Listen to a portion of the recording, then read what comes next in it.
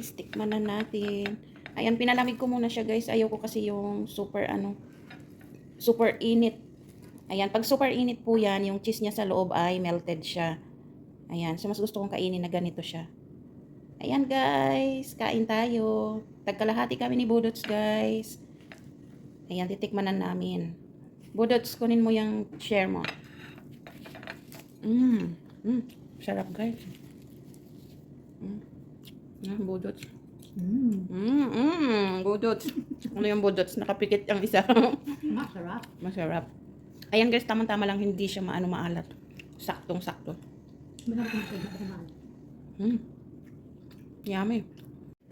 Ayan guys, breakfast tayo. Cheers.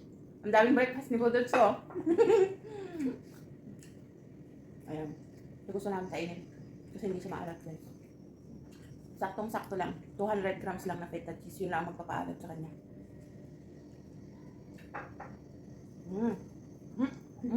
Cheers. Cheers.